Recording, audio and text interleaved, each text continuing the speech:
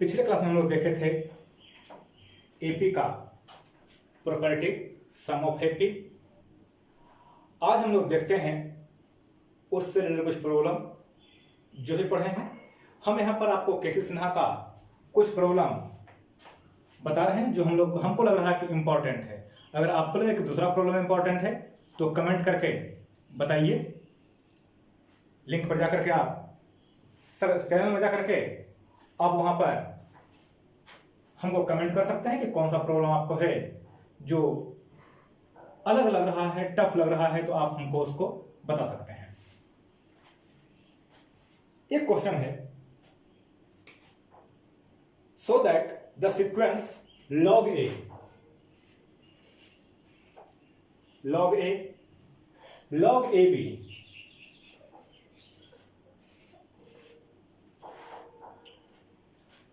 log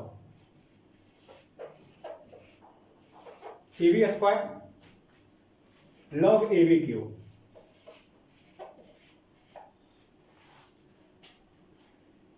is in AP. हमको show करना है कि ये जो टर्म है ये एपी में है and find its nth term. So इन इस तरह जा रहे हैं जहां तक जाएंगे, in AP and find nth term.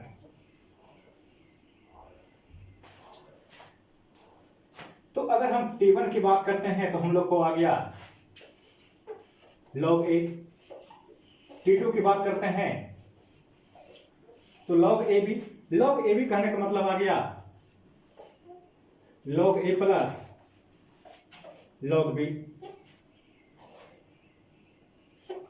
T3 log ab square कहने का मतलब आ गया log a plus 2 log b। और T4 log a b cube यानी कि log a plus 3 log b। अब देखिए, तो कॉमन डिफरेंस अगर हम निकालते हैं तो T2 माइनस T1 आ जाएगा log b, T3 minus T2 2 log b minus log b, log a से log a कैंसिल हो जाएगा, log b यहां भी log b, तो कॉमन डिफरेंस आ गया log b। अब थोड़ा समझते हैं यहां फर्स्ट टर्म यानी कि T1 का जो वैल्यू है वो है log a। हमको चाहिए nth टर्म, तो Tn equal to a plus n minus 1 into D. यहां a कहने का मतलब हो गया T1, तो log a plus n minus 1 log b, और इसको लिख सकते हैं log a plus log b n minus 1 यानी कि log a b n minus 1। ये आपका आ गया वैल्यू। अगर नेक्स्ट क्वेश्चन की बात करते हैं हम, अगला क्वेश्चन बोल रहा है ये man start repaying a loan at first instalment of 100 rupees. First instalment में 100 रुपीज ए पे कर रहा है। If he increase the instalment by 5 rupees every month, what will be the amount paid in the 13th instalment. 5 रुपया हर month ये increase कर रहा है, तो आपको पूछ रहा है 13th इंस्टॉलमेंट में कितना देगा।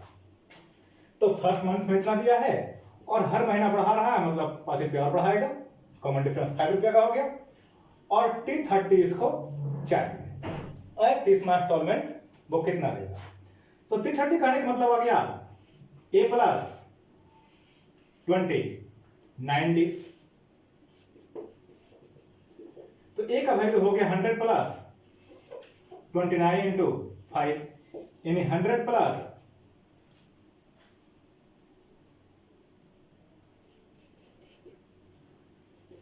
100 प्लस 145 यानी क्या गया 245। ये आपका आ गया आंसर।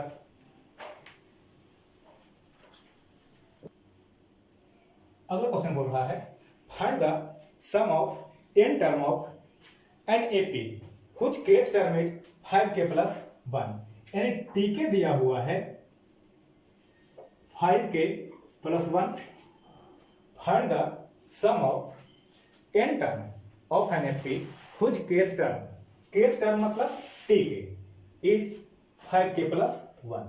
तो हम यहां से चाहते हैं तो t1 का वैल्यू निकाल सकते हैं, तो आ जाएगा 5 प्लस 1 6, t2 निकालिएगा आप तो 5 इंटू 2 प्लस 1 11, t3 निकालेंगे तो 5 इंटू 3 प्लस 1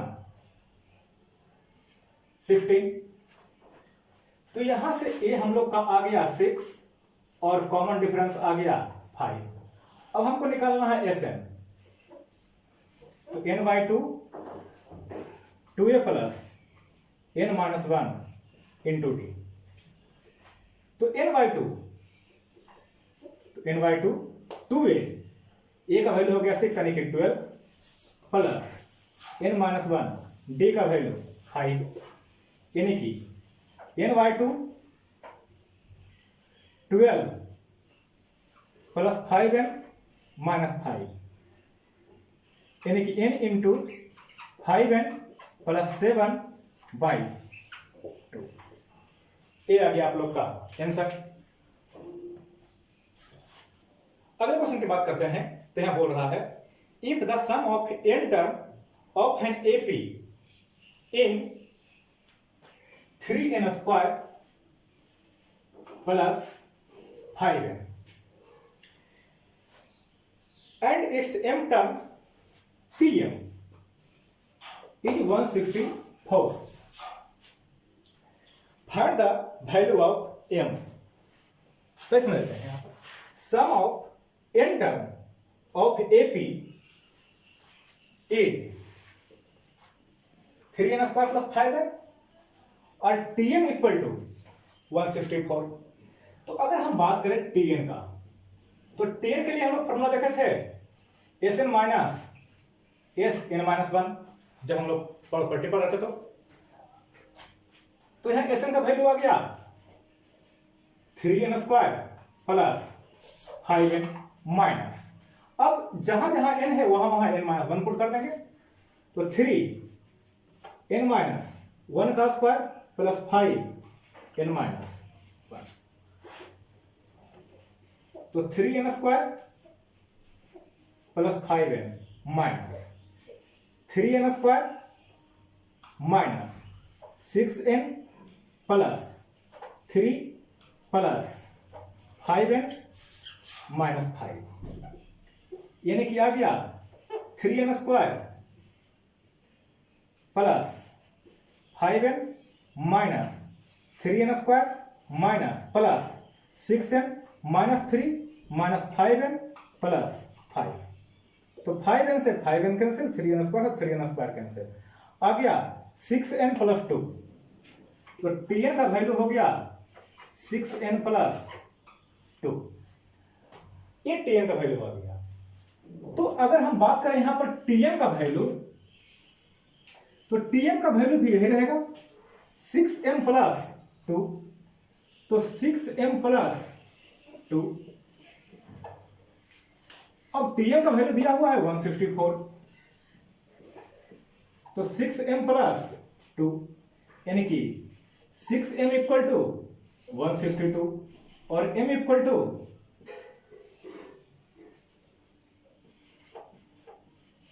27। ये आ गया आप लोग का आंसर तैयार हो गया।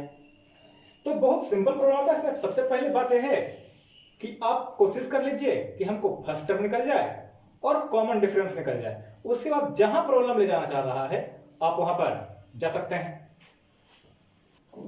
अगर नेक्स्ट क्वेश्चन की बात करते हैं, तो इस क्वेश्चन में बोल रहा है sum of 8 term of an AP is 64 and sum of 19 term is 361, find the sum of n term, यानी कि S8 और S19, S8 का वैल्यू 64 है और S90 का वैल्यू 361 है, और हमको चाहिए Sn का वैल्यू। ये दो गिवन क्वांटिटी है। तो अगर देखते हैं तो 8 का स्क्वायर 64, 19 का स्क्वायर 361, तो यहां पर आपको जो आंसर आएगा वो n स्क्वायर आएगा, अगर ऑब्जेक्टिव के थ्रू देखते हैं तो। अब हम लोग इसको सोल्व कैसे करेंगे, तो यहां समझ लेते हैं। तो S8 कहने का मतलब 8/2 2a प्लस 70 इक्वल टू 64। तो 2a प्लस 70 इक्वल टू 16।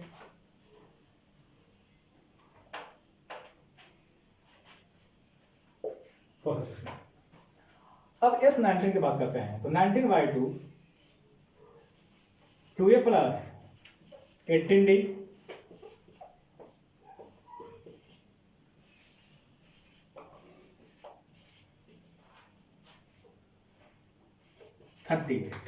अब हम जरा सोल्व कर लेते हैं इसको। तो 2a प्लस 18d 38 और 2a प्लस 7d 16। गलत काट दिए हैं, ये कैंसिल हो जाएगा। 11d equal to 22, d equal to value आ गया 2। अब हम यहां से a का वैल्यू निकाल लेते हैं। तो 2a plus 7d equal to 16, यानी 2a plus 7 into 2 14 equal to 16, और 2a इक्वल टू 2 यानी a equal to 1।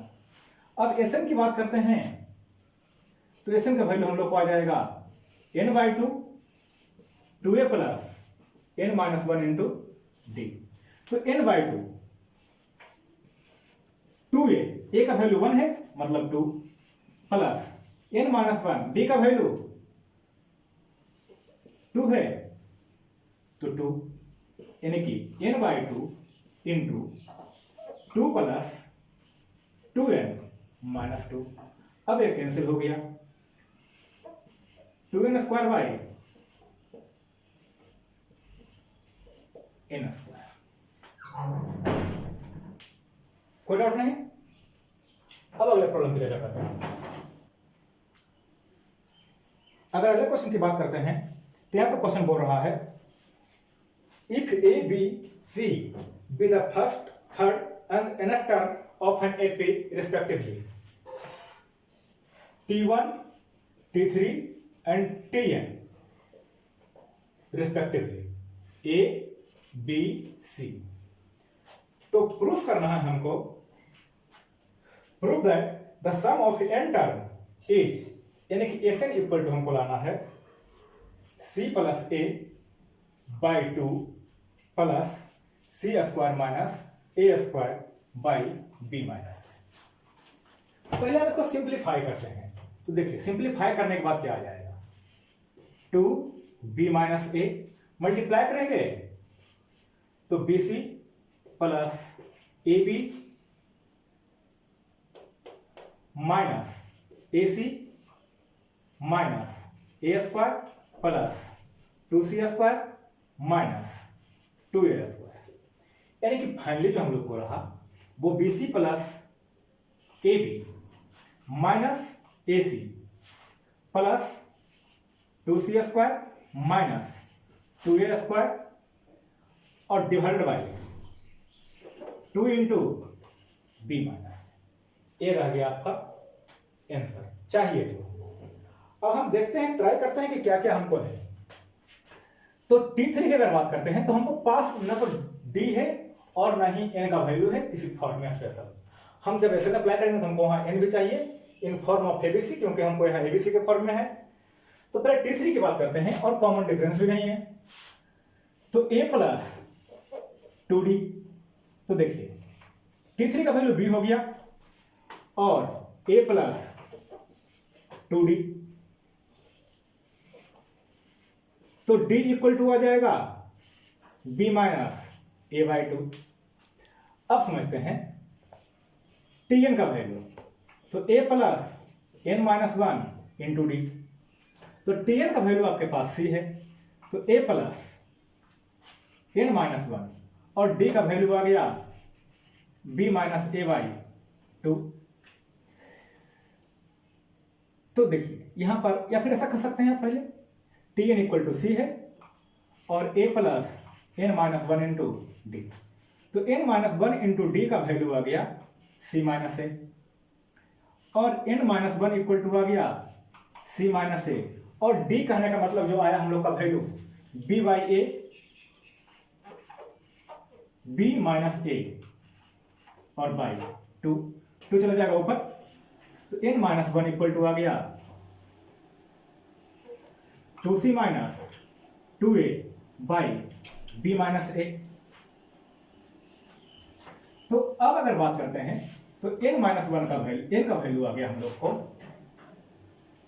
2c minus 2a by b minus A और प्लस 1, यानी n का वैल्यू आ गया 2c minus 2a plus b minus a और by b minus A, और n का वैल्यू हो गया 2c plus b minus 3a by b minus A.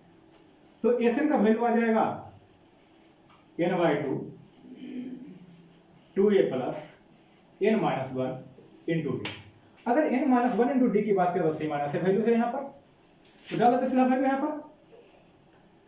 तो n बाई n का वैल्यू हम लोग को आ गया 2c plus b minus 3a by b minus A, और यहां पर 2 है और 2a plus n minus 1 into D c minus A, तो c माइनस ए, यानी Sn का वैल्यू आ गया 2c plus b minus 3a और into a plus c by 2b minus A. आप मॉडिफाई करेंगे इसको तो आपको यह रिजल्ट आउट हो जाएगा। मल्टीप्लाई करना है इसका, सिर्फ आपको मल्टीप्लाई करने के बाद आपका रिजल्ट आउट हो गया, कोई दिक्कत नहीं।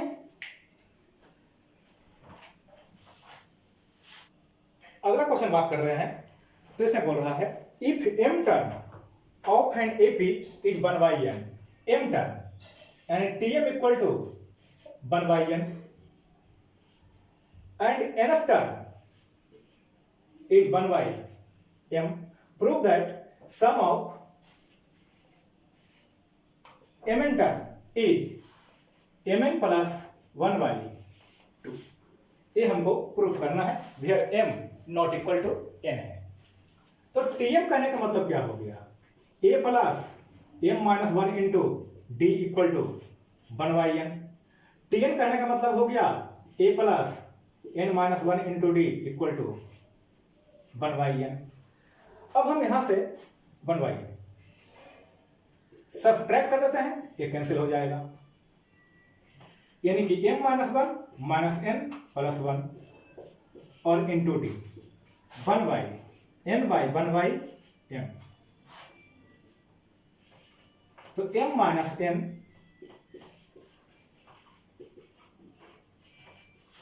ये कट जाएगा, तो d equal to 1 by m।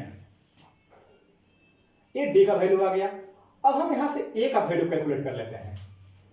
तो देखिए आप किससे जा सकते हैं, इसमें या इसमें।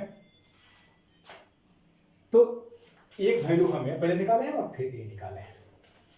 तो a प्लस m माइनस 1 और d का वैल्यू आ गया 1 by mn equal to 1 by n। तो a plus 1 by n minus 1 by mn equal to 1 by n, ये कैंसिल हो जाएगा, यानी a इक्वल टू आ जाएगा 1 बाई n।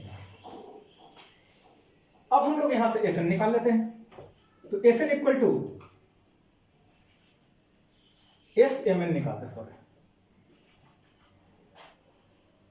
तो mn by 2 into 2a, a का वैल्यू कितना आया हम लोग को 1 बाई mn और प्लस mn माइनस 1 और इंटू डी, डी का वैल्यू भी हो गया 1 बाई mn।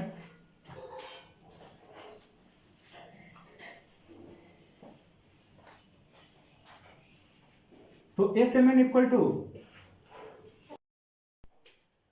देखते हैं अगला question. If 12 term of an AP is 13 and the sum of first 4 term is 24, बोल रहा है। अगला क्वेश्चन की बात कर रहे हैं तो 12 term T12 of an AP is -30 and sum of first 4 term is 24. What is the sum of first 10 term? इस 10 का वैल्यू चाहिए। तो पहले हम यहां से A और D कैलकुलेट करेंगे। A और D आ गया मतलब इसका ही वैल्यू आ जाएगा। यहां से अगर आते हैं तो A plus 11D equal to -13, और अगर यहां से बात करते हैं तो 4/2 2A plus 3D equal to 24। तो 2A plus 3D equal to 12। तो हम लोग को सीक्वेंस कैसा तैयार होगा? A plus 11D equal to -13 और 2A plus 3D equal to 12।